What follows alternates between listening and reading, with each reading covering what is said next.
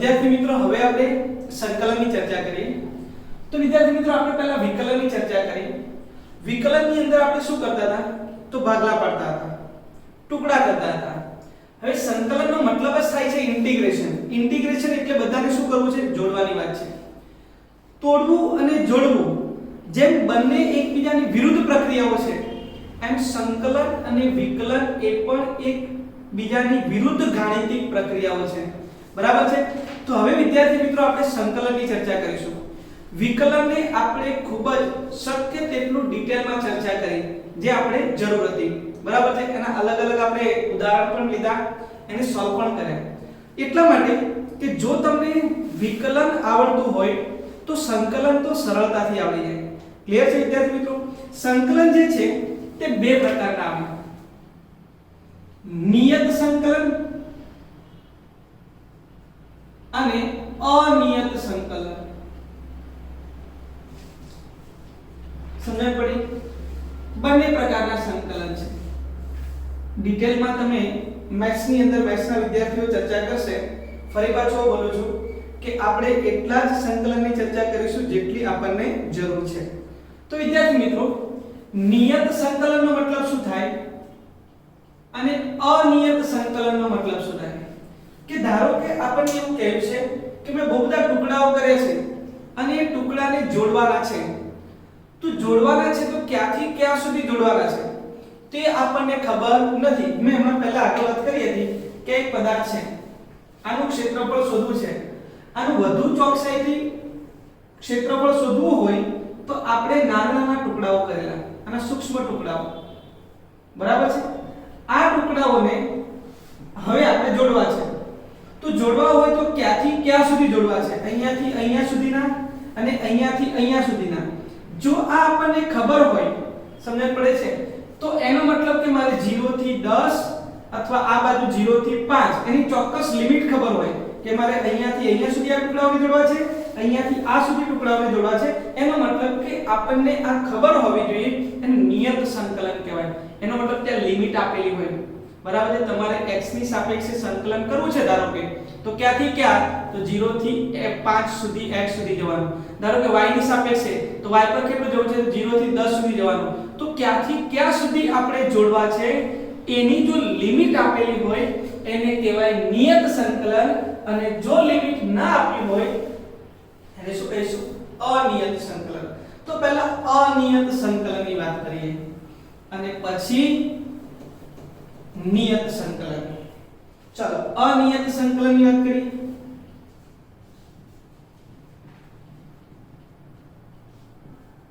સંકલનને શાના વડે દર્શાવાય? સંકલનને s વડે દર્શાવાય। બરાબર છે? આ એક સિમ્બોલ છે। બરાબર છે? સંકલનને દર્શાવવાનું આ દર્શાવે છે dx ની સાપેક્ષે સંકલન। પણ કોનું સંકલન? તો અહીંયા હું જે લખીશ તેનું સંકલન। બરાબર છે? બરાબર છે? x ની સાપેક્ષે સંકલન કોનું? y નું। તો આવું લખેલું હોય તો એવું કહેવાય કે y નું સંકલન થાય છે કોની સાપેક્ષે થાય છે? x ની સાપેક્ષે થાય છે। કઈ વાંધો નહીં, આગળ વધીએ છીએ વિદ્યાર્થી મિત્રો। હું આવું કંઈક લખું છું x dy, તો આનો મતલબ કોનું સંકલન થાય છે? x નું સંકલન થાય છે કોની સાપેક્ષે? y ની સાપેક્ષે।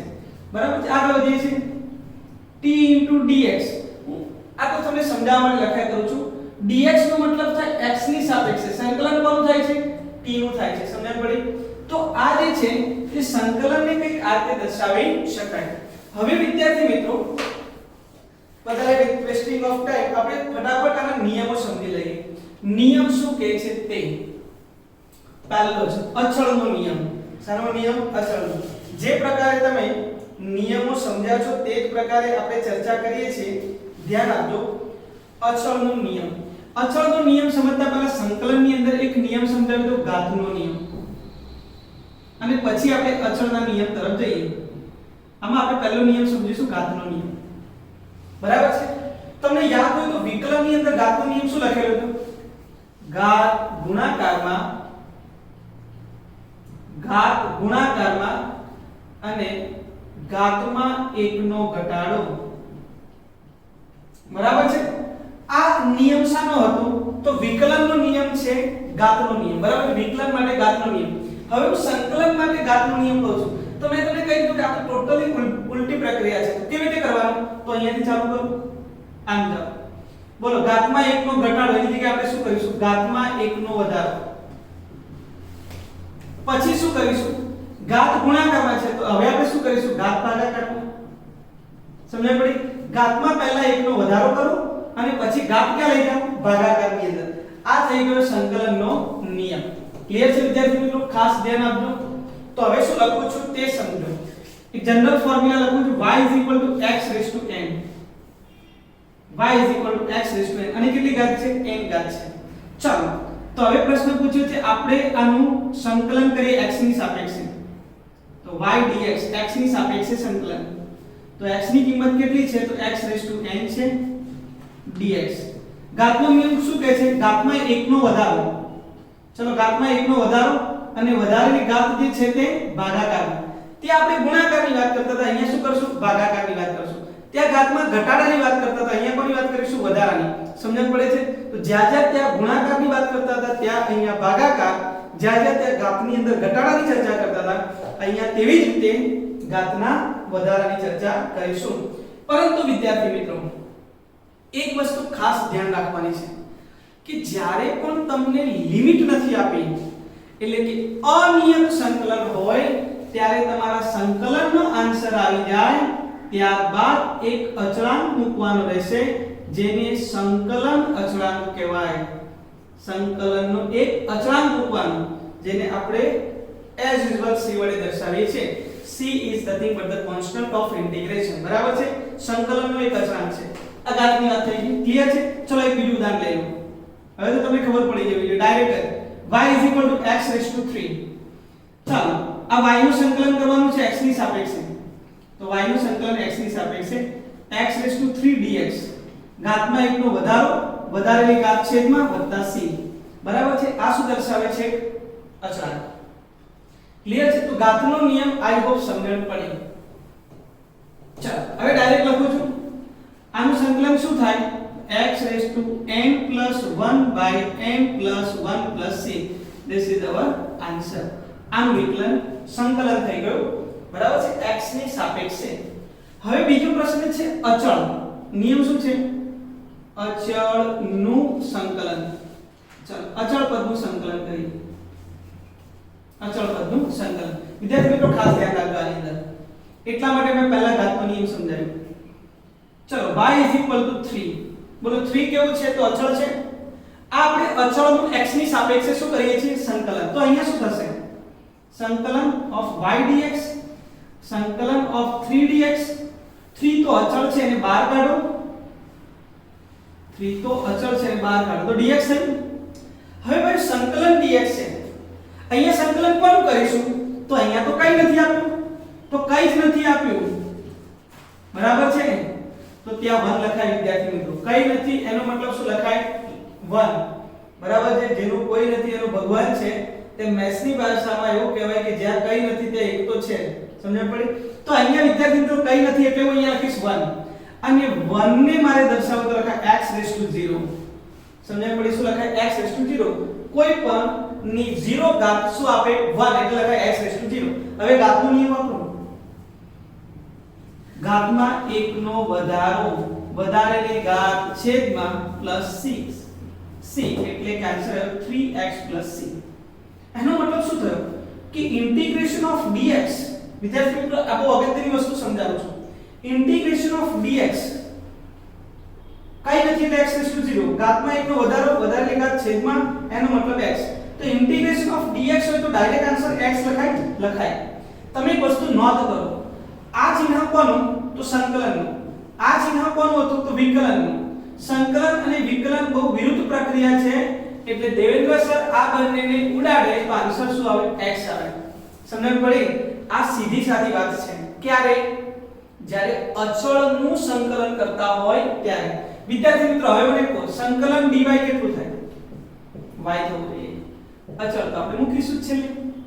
આ સંકલન આનું આટલું થવું જોઈએ જ્યારે અચળ આપેલું હોય ત્યારે. ચાલો વિદ્યાર્થી મિત્રો એક બીજું ઉદાહરણ લઉં છું.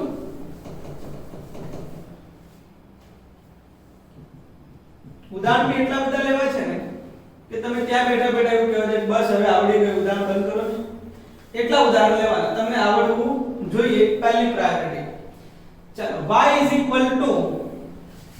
શું લઈશું kx આનું x ની સાપેક્ષે સંકલન કરવું કોની સાપેક્ષે x ની સાપેક્ષે વિદ્યાર્થી મિત્રો કંઈ પણ ભૂલ કર્યા વગર સોલ્વ કરીશું ઇન્ટિગ્રેશન y dx કોનું સંકલન કરવું છે kx નું કોની સાપેક્ષે x ની સાપેક્ષે કોઈ લિમિટ આપેલી નથી વિદ્યાર્થી મિત્રો આ પદ અચળ છે x છે તે અચળ નથી ખાસ ધ્યાન રાખજો જે પદ અચળ છે તેને બહાર કાઢો x નું તો થાય ને x ની કેટલી ઘાત 1 આન્સર શું હવે kx2 ઘાતમાં 1 નો વધારો વધારેલી ઘાત છેદમાં પ્લસ શું લખાય c આ તે આન્સર લખાય ખાલી અચળ પદ હોય તો આ નિયમ અચળ પદ સાથે ચલ પદ હોય તો તમે આ રીતે સોલ્વ કરી શકો ક્લિયર છે એક દાખલો લઉં છું ફટાફટ આપણે ચર્ચા કરીશું ધ્યાન આપો ફટાફટ કેવી રીતે ચર્ચા થાય તેની વાત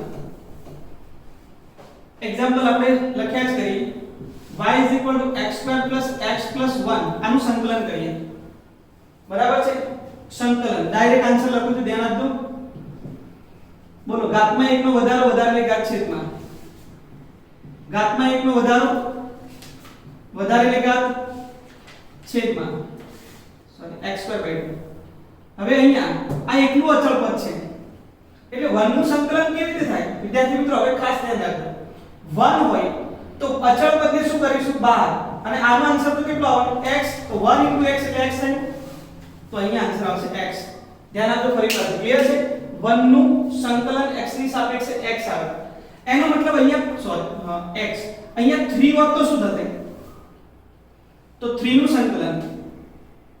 સંકલન 3 dx બરાબર 3 તો બહાર લઈ લો તો 3 અને dx નું સંકલન કેટલું થાય તો x આન્સર શું આવશે 3x બોલો સમજણ પડે છે વિદ્યાર્થી મિત્રો એનો મતલબ અચળ હોય તો જેની સાપેક્ષે સંકલન કરતો હોય તે ચલ મૂકી દેવાનું ક્લિયર ચાલો ફરી પાછો એક દાખલો લઈએ એક્ઝામ્પલ y અહીંયા 3 હોત તો આન્સર આવશે 3x y x3 x2 3x 4 આવ લઈએ તો હવે મને સમજાવો આન્સર શું આવે સંકલન ઘાતમાં 1 નો વધારો વધારેલી ઘાત છેદમાં અહીંયા ભાઈ અચળાંક મૂકવાનું રહી ગયો આપણે અચળાંક મૂકવો પડશે x4/4 x3/3 3 અચળ છે as it is 3 અચળ છે as it is x નું થાય x2/2 4 અને આ અચળ પદ છે અચળ પદ એટલે અહીંયા 1 લખી નાખો 1 નું આપણે યાદ રાખવાનું x બરાબર છે આવું જ લખી નાખીએ દરેક જગ્યાએ 3 * 1 અને 1 નું શું લખીશું x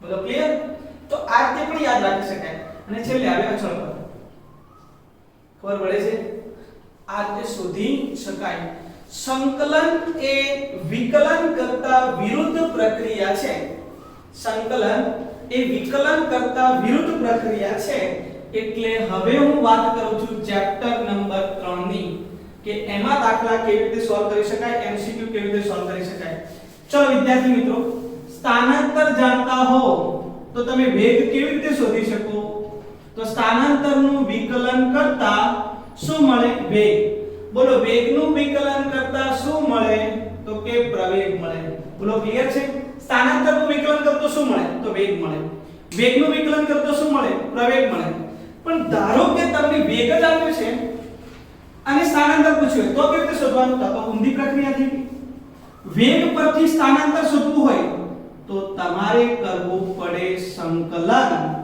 પછી તો વિકલનથી આન્સર ના આવે સમજ્યા પડે વિરુદ્ધ પ્રક્રિયા છે જો તમારે વેગ પરથી સ્થાનાંતર મેળવવું હોય તો તમારે વેગનું શું કરવું પડે સમયની સાપેક્ષે સંકલન કરવું પડે ચલો પ્રવેગ આપેલો છે અને વેગ શોધવું છે તો પણ આ ઉલટી પ્રક્રિયા છે એનો મતલબ અહીંયા પણ તમારે શું કરવું પડે સંકલન સમજણ પડી તો તમે સ્થાનાંતર પરથી વેગ મેળવી શકો વેગ પરથી પ્રવેગ મેળવી શકો આ બધું વિકલનની પ્રક્રિયાથી થાય પરંતુ જો તમે ઈચ્છતા હો કે પ્રવેગ પરથી વેગ મેળવવો છે વેગ પરથી સ્થાનાંતર મેળવવું છે તો તમારે કઈ પ્રક્રિયા આવડવી જોઈએ સંકલનની પ્રક્રિયા આવડવી જોઈએ એક દાખલાથી સમજાવું છું આવા દાખલા કેવી રીતે સોલ્વ કરી શકાય ચલો એક દાખલો લઈ લઈએ આપણે બનાવીએ છીએ ધારો કે કોઈ એક કાર છે મર્સિડીઝ છે બરાબર છે જે ગતિ કરી રહી છે તેનો વેગ કોઈ એક કારનો વેગ આપેલો છે t² + 3t, બરાબર છે. એક કારનો વેગ સમય અનુસાર આ સમીકરણ મુજબ બદલાય છે. એવું પણ કહી દીધું છે કે t = 0 સમયે વિદ્યાર્થી મિત્રો સમજવા જેવું છે કે આપણને પ્રશ્ન પૂછી લીધો છે કે t = 0 એ x = 0 સ્થાનેથી એ શરૂઆત કરે છે, બરાબર છે. ફરી પાછું બોલું છું, ધ્યાન આપજો કે એની પ્રશ્નમાં એવું આપ્યું છે કે શરૂઆતમાં એ ઉગમ બિંદુ પર હતું. એનો મતલબ શું થયો કે શરૂઆતમાં એટલે t = 0 સમયે ઉગમ બિંદુ પર હતું. ત્યાંથી એ પોતાની ગતિની શું કરે છે, શરૂઆત કરે છે અને એનો વેગ આ સમીકરણ મુજબ બદલાય છે. તો તમને પ્રશ્ન પૂછ્યો છે કે આનું સ્થાનાંતરનું સમીકરણ અથવા તો t = 4 સેકન્ડના સમયે તેનું સ્થાનાંતર શોધો. t = 4 સેકન્ડના સમયે શું શોધો, તો સ્થાનાંતર શોધો. તો હવે જોજો, ધ્યાન આપજો કેવી રીતે સોલ્વ કરીએ. તો વેગનો મતલબ થાય dx/dt. બોલો dx/dt બરાબર, વિદ્યાર્થી મિત્રો હવે દાખલા કેવી રીતે સોલ્વ કરવાનું તે સમજો. બોલો t² 3t લગાય, આ dt ને આપણે આ બાજુ લાવીએ તો dx બરાબર t² 3t. હવે વિદ્યાર્થી મિત્રો ખૂબ ધ્યાનથી સમજજો, બરાબર છે. dt બંને બાજુ સંકલન લઈને પણ સોલ્વ કરી શકાય અને બીજી એક રીત પણ છે, ડાયરેક્ટલી સંકલન કરી શકાય. અહીંયા બંને બાજુ સંકલન કરવું, ડાયરેક્ટ કેવી રીતે વાત થાય તેની પણ ચર્ચા કરીશું. વિદ્યાર્થી dx નું સંકલન આપણને ખબર છે, d અને સંકલન કરીએ તો x થાય. t² નું સંકલન ઘાતમાં 1 નો વધારો વધારેલી ઘાત છેદમાં 3 અચળ છે એટલે 12 કાઢો, આની ઘાત 1 છે તો ઘાતમાં 1 નો વધારો વધારેલી ઘાત નીચે પ્લસ અહીંયા આવી ગયું c. બોલો ક્લિયર છે. હવે તમને એમ થયું કે આ c તો બધી જગ્યાએ નડવાનું, તો c ની કિંમત હંમેશા નોંધ કરવું હોય તો અભી કરી દેજો. બહુ અગત્યનું વાક્ય બોલું છું, સંકલનનો અચળાંક હંમેશા પ્રારંભિક કન્ડિશન પરથી શોધી શકાય. શરૂઆતમાં તમને કન્ડિશન આપેલી છે કે t = 0 સમયે ઉગમ બિંદુ પર છે, તો t = 0 મૂકો તો x = 0 થવું જોઈએ. આ સમીકરણમાં મૂકો, x ની કિંમત 0 મૂકો, t ની કિંમત પણ 0 મૂકો, તો આ બધા પદ 0 થઈ ગયા. તો c ની કિંમત કેટલી આવી, 0. અહીંયા મૂકો તો સમીકરણ આવી x = t³ + 3t²/2. This is our answer. આ તમારું સ્થાનાંતરનું સમીકરણ મળી જાય. c ની કિંમત આ રીતે શોધાય. હવે તમને પૂછી લીધું કે t = 4 સેકન્ડ સમય સ્થાનાંતર શોધો, તો આ સ્થાનાંતરના સમીકરણમાં t = 4 મૂકી દો તો x = 4³/3 + 3/4² આ જે આન્સર આવે તેટલા મીટર આપણો આન્સર. સમજણ પડે છે વિદ્યાર્થી મિત્રો. તો આ પ્રકારે દાખલો છે. વેગ આપ્યો છે તો સ્થાનાંતર શોધો, પ્રવેગ આપ્યો હોય તો વેગ શોધો. તો પ્રવેગ હોય તો પણ વેગ શોધાય કે નહીં શોધાય, તો પ્રવેગની કન્ડિશન એનું એકવાર સંકલન કરો તો પ્રવેગ પરથી તમે શું શોધી શકો, વેગ. બરાબર છે. તો આ જે છે એનો ઉપયોગ છે. c ની કિંમત કેવી રીતે શોધાય, પ્રારંભિક કન્ડિશન પરથી શોધાય. તો અહીંયા આપણે બે નિયમ ભણ્યા ભાઈ. એક અચળનો નિયમ ભણ્યા, બીજો નિયમ આપણે કંઈક અલગ ભણ્યા. કયો નિયમ ભણ્યા, ઘાતનો નિયમ. હવે એક નિયમ હતો ચર ઘાતાંકીય નિયમ, યાદ છે, ચર ઘાતાંકીય નિયમ. ચર ઘાતાંકીય નિયમ એક્સપોનેન્શિયલ, બરાબર છે. ચાલો આપણો ટર્મ કેવો હતો, y = e⁻x વાળો હતો, ખબર છે ને. ચાલો આનું x ની સાપેક્ષે સંકલન કરીએ, e⁻x નું.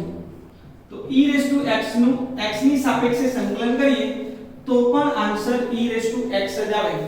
બરાબર છે.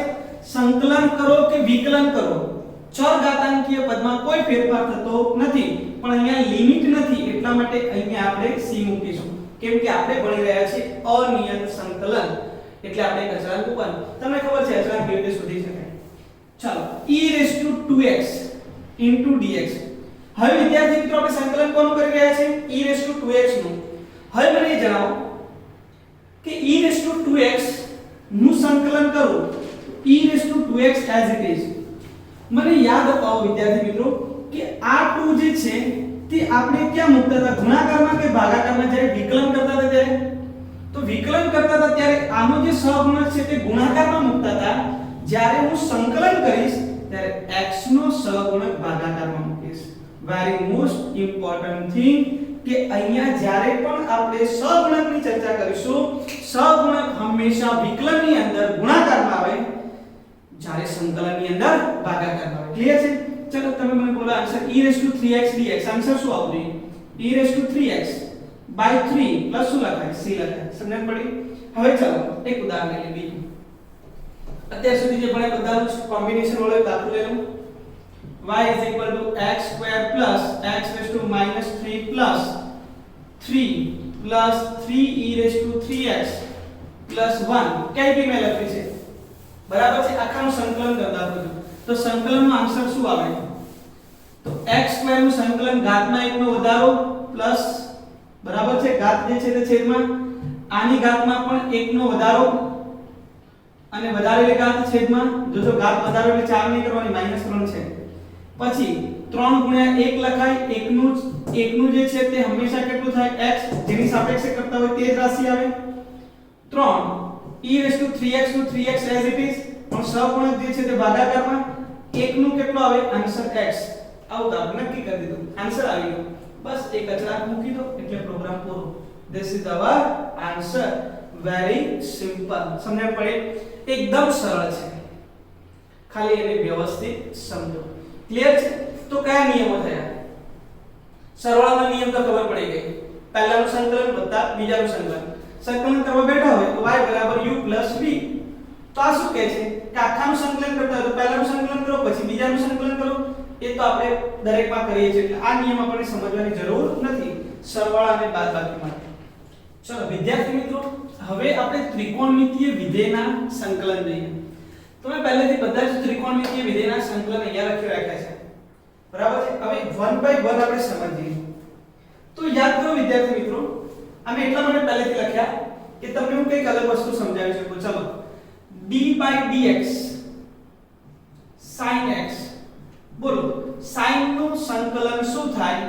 તો આપણે લખતા હતા sin નું સંકલન થાય cos, બરાબર છે? તો cos નું હવે આના કરતા ઊંધી પ્રક્રિયા કે જો sin નું સંકલન cos થતું, sin નું વિકલન cos થતું હોય તો cos નું સંકલન શું થવું જોઈએ? sin થવું જોઈએ. તો cos નું સંકલન શું થાય છે?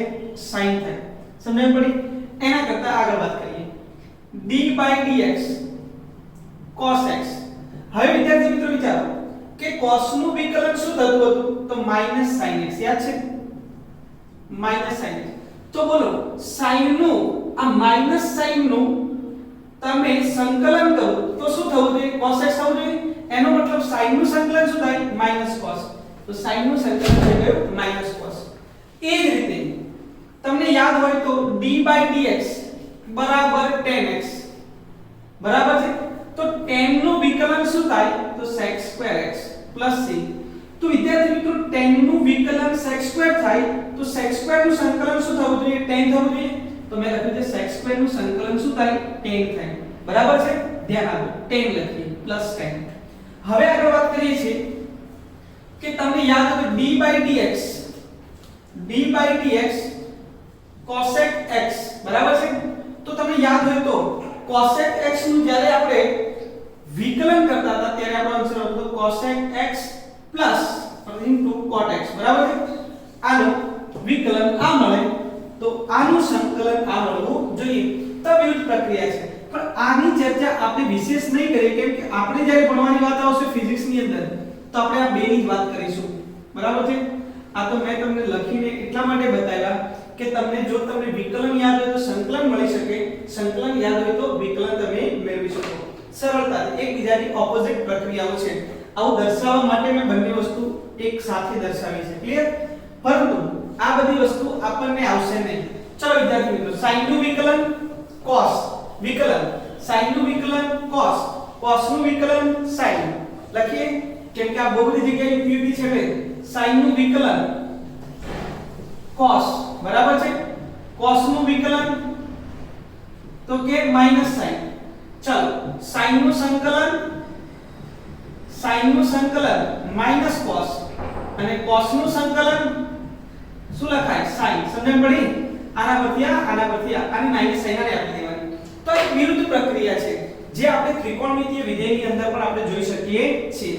તો વિદ્યાર્થી મિત્રો આપણા ત્રિકોણમિતીય વિધેય પણ પૂરા થઈ ગયા. તો કેટલા નિયમો ભણ્યા? તો પહેલા અચળનો નિયમ, પછી તો ઘાતનો નિયમ, બરાબર છે. અચળનો નિયમ ભણી ગયા, ઘાતનો નિયમ ભણી ગયા, ત્રિકોણમિતીય વિધેય ભણી ગયા, ચરઘાતાંકીય વિધેય ભણી ગયા. બધાને મિક્સ કરીએ. ચાલો ત્રિકોણમિતીય વિધેયનું એક બીજું ઉદાહરણ લઈ લો, પછી આપણે મિક્સ કરીએ. y sin kx. યાદ છે વિદ્યાર્થી મિત્રો? આનું વિકલન શું થાય? d/dx. sin નું વિકલન થાય cos kx. બરાબર છે. sin નું વિકલન ચાલે છે. sin નું વિકલન cos kx અને x નો સહગુણક ગુણાકારમાં. હવે કરીએ સંકલન. તો સંકલનની અંદર sin નું સંકલન શું થશે? તો -cos. અને આ જે સહગુણક ગુણાકારમાં લખતા હતા તે હવે ક્યાં લખીશું? ભાગાકારમાં અને +c. બોલો આ સંકલનનો આન્સર છે. ખબર પડી વિદ્યાર્થી મિત્રો? જ્યાં જ્યાં તમે ગુણાકારની વાત કરતા હતા, સહગુણકના ગુણાકારની વાત કરતા હતા, તે હવે આવશે ભાગાકારની અંદર. ચાલો તો આવા બધા નિયમો યાદ રાખીને તમે સરળતાથી સંકલન કરી શકો. ચલો એક દાખલો લઈ લઈએ તો મજા આવશે. x² + x² + x raised to -x + 5 plus, બરાબર છે. પ્લસ ની જગ્યાએ માઈનસ બી કોઈ જગ્યાએ લખી દે. ચલો અહીંયા માઈનસ લખીએ. -5 plus e raised to -5x plus કઈ બી લખી નાખો cos 2x. ચલો ક્લિયર છે? આનું આપણે સંકલન કરીએ. ડાયરેક્ટ આન્સર વિદ્યાર્થી મિત્રો x ની સાપેક્ષે સંકલન કરીએ છીએ. ઘાતમાં 1 નો વધારો વધારેલી ઘાત છેદમાં ઘાતમાં 1 નો વધારો વધારેલી ઘાત છેદમાં. બરાબર છે. આ જે છે તે આખો અલગ નિયમ છે. 1/x નું સંકલન એક અલગ નિયમ છે જેની હું ચર્ચા પછી કરું. બરાબર છે. અહીંયા -2 ઘાત લખના. નહીતર આ તો તમે જો ઇન્ફાઇનાઇટ થઈ જાય. ખબર પડે છે? x -1 એટલે 1/x નું સંકલનનો આખો અલગ નિયમ છે. બરાબર. એની ચર્ચા આપણે પછી કરીએ. તો હવે જો ઘાત આપણે 2 લખી દીધી તો ઘાતમાં 1 નો વધારો વધારેલી ઘાત છેદમાં -2 + 1 એટલે -1 ઘાત છેદમાં -1 -5 * 1 અને 1 નું સંકલન થાય x, કેમ કે અચળ પદ છે એટલા માટે. ચાલો ચરઘાતાંકીય પદ છે e * -5x. x નો સહગુણક ક્યાં આવશે? ભાગાકારમાં. cos નું સંકલન થાય sin અને 2 જે છે તે ભાગાકારમાં અને એક આપણે અચળાંક મૂકી દીધો જેને આપણે કહીએ છીએ c, કારણ કે અનિયત સંકલન ચાલે છે. અહીંયા આપણને લિમિટ નથી આપી. જ્યારે લિમિટ નથી આપેલી ને ત્યારે આપણી માટે આ એક સંકલનનો અચળાંક આવશે. તો વિદ્યાર્થી મિત્રો અહીંયા લગભગ મોટાભાગના બધા જ નિયમો આપણા માટે કમ્પ્લીટ થઈ ગયા કે જે આપણે સંકલનની અંદર ખૂબ જ અગત્યના હતા. ક્લિયર છે? હવે તમને મેં એક પ્રશ્ન પૂછી લીધો કે 1/x હોય ને 1/x તો એનું સંકલન x * -1 આવી ગયું. એક નિયમ છે. આ તો ઘણીવાર આપણને હોય કે ન પણ પૂછી શકે. બરાબર છે? કેમ કે y = 1/x જે છે ને રેર કેસમાં પૂછાતો પ્રશ્ન છે. પણ સમજીએ કે ખરા, કેમ કે આની અંદર આવી ગયું. બરાબર છે? આનું સંકલન કરવું તો શું થાય? જો આની અંદર ઘાતનો નિયમ વાપરીએ ને તો આપણો આન્સર ઇન્ફાઇનાઇટ થઈ જાય. કેમ? તો આને કહીશું x * -1. નિયમ એવું કહે છે ઘાતમાં 1 નો વધારો વધારેલી ઘાત 0, આન્સર આવી ગયો ઇન્ફાઇનાઇટ, કેમ કે 1/0 ઇન્ફાઇનાઇટ થઈ જાય. બરાબર છે? તો પછી આનો આન્સર કેવી રીતે મેળવી શકાય? તો આપણે તો યાદ જ રાખીશું કે 1/x નું સંકલન 1/x * dx = ln x થાય. બરાબર છે? 1/x હોય તો એનું સંકલન ln x થાય, નેચરલ લોગ, અથવા તો આને log base e પણ લખી શકાય. log base e. બરાબર છે? log base e એટલે ln કહેવાય, નેચરલ લોગ. વિદ્યાર્થી મિત્રો આના કરતા ઊંધું. બરાબર છે? આ નિયમ અત્યારે આપણને યાદ જ આવ્યો છે, આમાં ક્વેશ્ચન પૂછ્યો ત્યારે તો એની વિશેષ ચર્ચા કરી દઈએ. 1/x નું સંકલન ln x થાય તો ln x નું વિકલન 1/x થવું જોઈએ. કેમ કે વિકલન અને સંકલન એકબીજાની વિરુદ્ધ ક્રિયાઓ છે. ક્લિયર છે વિદ્યાર્થી મિત્રો? તો આ એક વસ્તુ પણ ખાસ ધ્યાન રાખવા જેવી છે. તો અહીંયા અનિયત સંકલનનું કામ પૂરું થઈ ગયું. હવે આ બધા જ નિયમો જે છે ને એ નિયત સંકલન માટે શીખીએ. કોના માટે શીખીએ? નિયત સંકલન માટે. તો વિદ્યાર્થી મિત્રો હવે ધ્યાન આપજો નિયત સંકલનની. નિયત એટલે તમારે ક્યાંથી ક્યાં સુધીનો સરવાળો કરવો છે, ક્યાંથી ક્યાં સુધી બધા પદોને જોડવા છે. એક લિમિટ આપેલી હોય તો નિયત સંકલન થઈ જાય. હવે આપણે વાત કરીશું નિયત સંકલન એટલે કે અહીંયા લિમિટ આપી હશે કે તમારે સંકલન કરવું છે ક્યાંથી ક્યાં સુધીનું. ક્લિયર છે? ચાલો તો એના માટે એક ઇક્વેશન લઈ લઈએ. નિયત સંકલન ઉદાહરણ દ્વારા સમજીએ. આમાં તમને લિમિટ આપેલી હશે.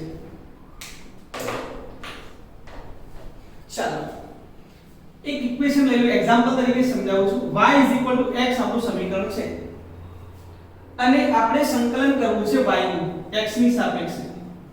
બરાબર છે? y નું x ની સાપેક્ષે સંકલન, y ની કિંમત છે x dx. આનો મતલબ x નું સંકલન કરવું છે x ની સાપેક્ષે. આ દર્શાવે છે ધારો કે x એ સ્થાન દર્શાવે છે. બરાબર છે? અને મારે ક્યાંથી ક્યાં સુધીનું સરવાળો કરવો છે તો 0 થી 10 સુધીનું. કેમ કે સંકલન એટલે ઇન્ટિગ્રેશન, જે બધાનું શું કરશે સરવાળો. તો અહીંયાથી મેં હમણાં જ કહ્યું કે ધારો કે આ એક પદાર્થ છે. આ પદાર્થ આપણે એક પરિમાણમાં લઈએ, ખાલી x ની વાત ચાલે છે એટલા માટે. ધારો કે અહીં એક વાહક ધાર મૂકી દીધો છે. હવે આના સૂક્ષ્મ ટુકડાઓ કરીએ, નાના નાના ટુકડાઓ, અને આ બધાને મારે જોડવા છે. તો જોડવા માટે શું કરીશું? ઇન્ટિગ્રેશન વાપરીશું. મેં કહ્યું કે અહીંયાથી અહીંયા સુધી બધા જ ટુકડાઓને જોડવા છે. ક્યાંથી ક્યાં સુધી? તો 0 થી ધારો કે 10 સુધી. બરાબર છે? તો આ જે છે એને મારે ક્યાંથી ક્યાં સુધી જોડવા છે? 0 થી 10 સુધી. તો આપણી લિમિટ આવી 0 થી 10 x dx. હવે તમે વિચાર કરો કે x નું સંકલન તો આપણે જે રીતે કરતા હતા તે રીતે ઘાતમાં 1 નો વધારો, વધારેલી ઘાત છેદમાં, અને લિમિટ હંમેશા કેવી રીતે લખાય છે સમજો. લિમિટ ધ્યાનથી સમજજો. બરાબર છે?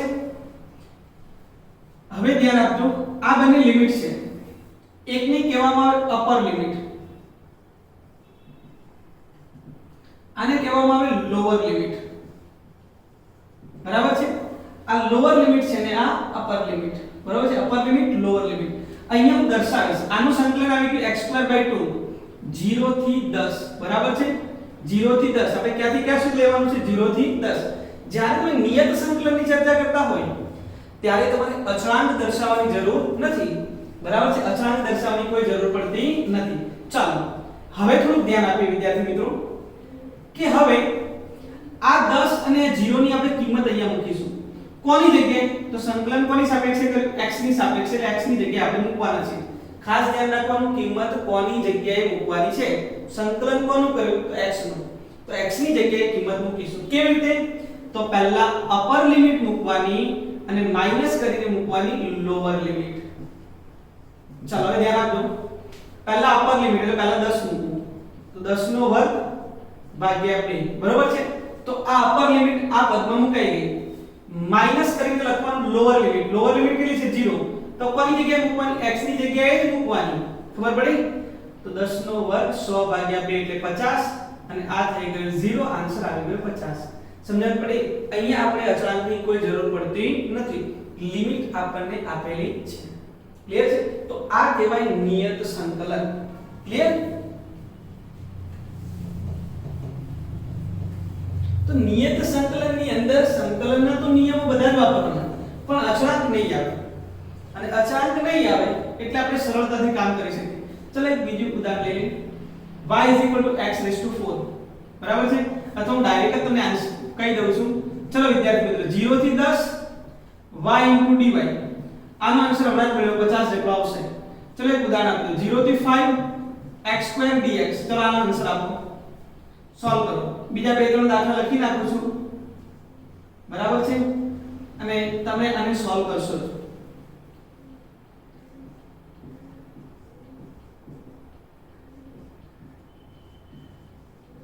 આને સોલ્વ કરો. પછી હું પણ સોલ્વ કરીને આપું છું. આના આન્સર સોલ્વ કરી.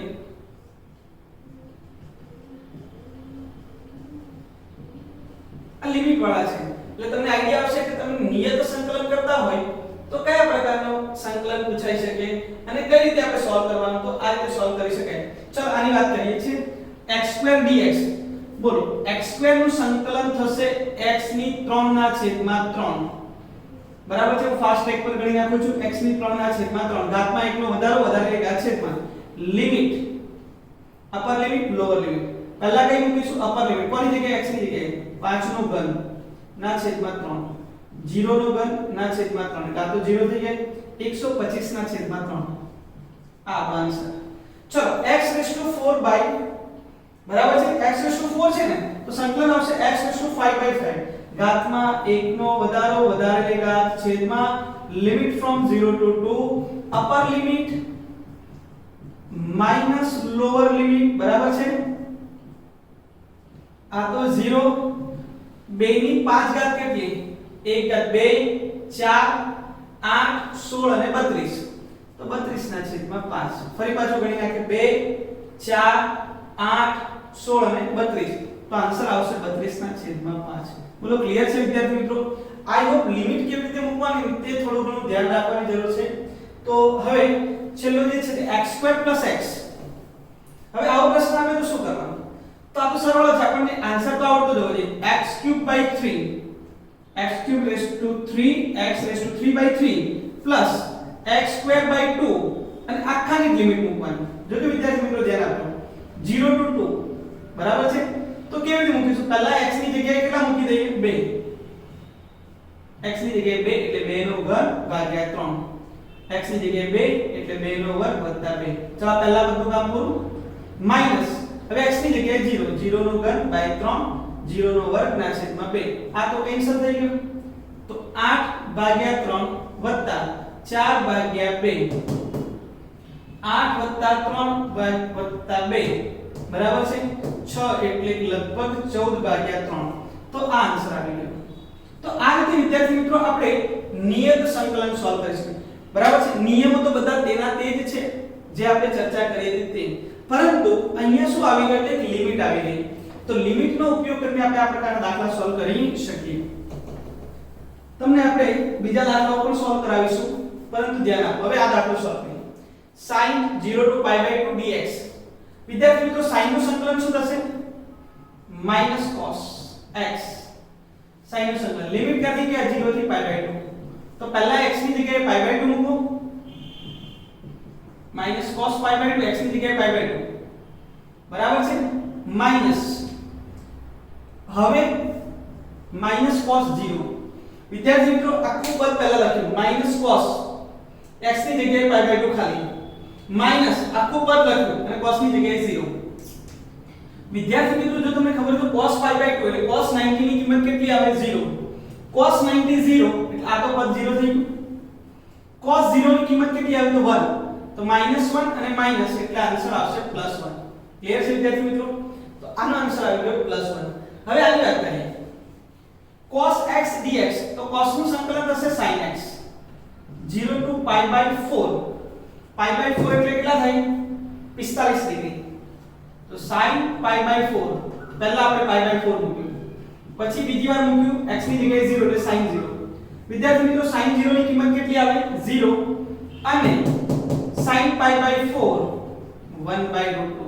sin 45 ની કિંમત આવે 1/√2. તો આપણો આન્સર આવશે 1/√2. નિયત સંકલન જે છે તે આ પ્રકારે સોલ્વ કરી શકાય. ક્લિયર છે વિદ્યાર્થી મિત્રો? તો આ જે ચર્ચાઓ છે તે તો તમને શીખવાડવાની વાત છે કે સંકલન કેવી રીતે એપ્લાય કરી શકાય. હવે આપણે દાખલા કેવી રીતે ગણી શકીએ તેની વાત કરીએ. ચાલો એક દાખલો બી લઈ લઈએ. બરાબર છે. એક દાખલો બનાવવાનો પ્રયત્ન કરીએ. કે દાખલો બનાવીએ. ચાલો વેગ લઈ લઈએ. ધારો કે કોઈ એક કાર છે, બરાબર છે. ધારો કે એક મર્સિડીઝ છે, બરાબર છે. તેનો વેગ અને સમય સાથેનો સંબંધ દર્શાવતું સમીકરણ v મન ફાવે તે લઈ લઈએ ભાઈઓ. પછી કઈ પ્રોબ્લેમ થશે તો આપણે સુધારીશું. 3t² + 2t + 1 છે, બરાબર છે. v 3t² + 2t + 1 છે. ધારો કે t 0 સમયે એ ઉગમ બિંદુ પર છે, તો t 4 સમયે એનું સ્થાન શોધો. બરાબર છે. આ દાખલો અગાઉ પણ લીધો હતો, પણ કંઈક અલગ રકમ હતી.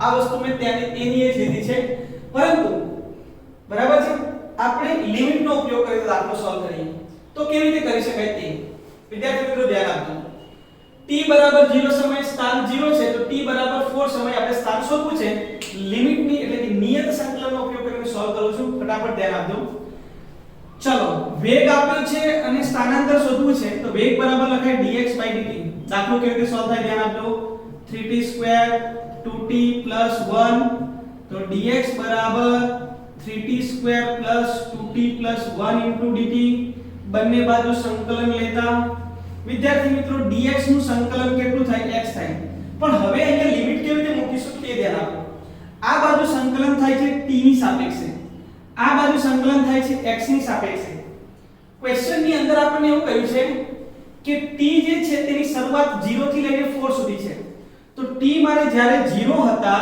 t ની કિંમત 0 હતી ત્યારે x ની કિંમત કેટલી હતી 0 t ની કિંમત 4 છે ત્યારે x ની કિંમત શોધો ધારો કે x છે x ની કિંમત તો આપણે x શોધવાનું તો લિમિટ મૂકતા આવડે છે લિમિટ ક્યાંથી ક્યાં છે 0 થી 4 તો આ લિમિટ 0 થી કઈ લેતી x તો આપણે x શોધવાનું છે વન્સ અગેન અહીંયા લિમિટ મૂકવાની છે t ની કેમ કે t ની સાપેક્ષે સંકલન થાય છે ધારો કે આપણે એવું કહ્યું કે t બરાબર 0 છે ત્યારે x બરાબર 0 છે તો t બરાબર 4 છે ત્યારે x ની કિંમત કેટલી તો ધારો કે x છે તો આપણે x ની કિંમત શોધવાની આ પ્રકારે લિમિટ મૂકીને દાખલો ડાયરેક્ટ સોલ્વ કરી શકાય કેવી રીતે જો હવે તમને ખબર છે dx હોય ને તો ખાલી એનું સંકલન થશે x લિમિટ કેવી રીતે મૂકવાની 0 થી x થોડું ધ્યાન આપીશું આનું સંકલન કરીએ 3 તો અચળ t² નું t³ 3 2 t² 2 2 અચળ આની ઘાત 1 ઘાતમાં 1 નો વધારો +1 ખાલી 1 હોય તો એનું સંકલન શું થાય કોની સાપેક્ષે છે t ની સાપેક્ષે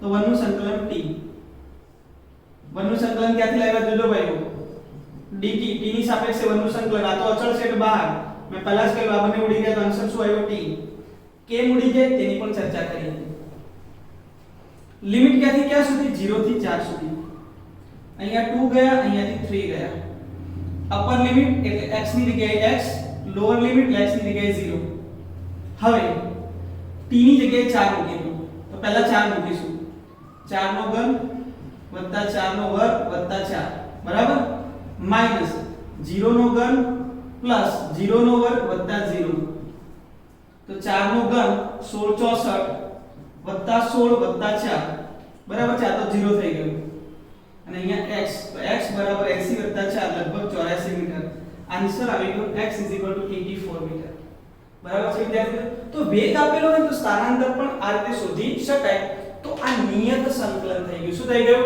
નિયત સંકલન તો વિદ્યાર્થી મિત્રો આવો અગત્યનું છે આની જગ્યાએ પ્રવેગ લખ્યો હોત અને વેગ શોધવાનું કહ્યું હોત તો પણ આ જ મેથડ કરી દે ફરી પાછું સંકલન કરી અને પછી આપણે શું શોધવાનું હોત વેગ શોધવાનું હોય તો વિદ્યાર્થી મિત્રો નિયત સંકલન જે છે તેમાં આપણે લિમિટ જે છે તે ક્વેશ્ચનમાંથી શોધવાની સમજણ પડી અને લિમિટ મૂકીને પણ આપણે દાખલો સોલ્વ કરી શકીએ તો અહીં આપણે પૂરેપૂરો પ્રયત્ન કર્યો કે વિકલન અને સંકલન બંને સમજી શકાય બરાબર છે સંકલનની અંદર જે પ્રક્રિયા સમજ્યા તેમાં પહેલા વિકલનને પરફેક્ટ કરો જો વિકલન પરફેક્ટ આવડશે તો સંકલન એની આપમેળે આવડી જશે ક્લિયર છે તો બંને પ્રક્રિયાઓ એકબીજા કરતા વિરુદ્ધ તો વિદ્યાર્થી મિત્રો અહીંયા સંકલનની અંદર આપણે અટકીએ છીએ બરાબર છે કેમ કે સંકલનની અંદર જેટલા દાખલા ગણીએ તેટલા ઓછા છે મેં પહેલા પણ કહ્યું તો વિકલનની અંદર તે રીતે સંકલનમાં બી કહું છું જાતે પ્રયત્ન કરો જાતે ક્વેશ્ચન બનાવો જાતે જ સોલ્વ કરો બરાબર છે અને કોઈ ડાઉટ આવે તો તમે કમેન્ટ બોક્સની અંદર મૂકી શકો છો બરાબર છે વિદ્યાર્થી મિત્રો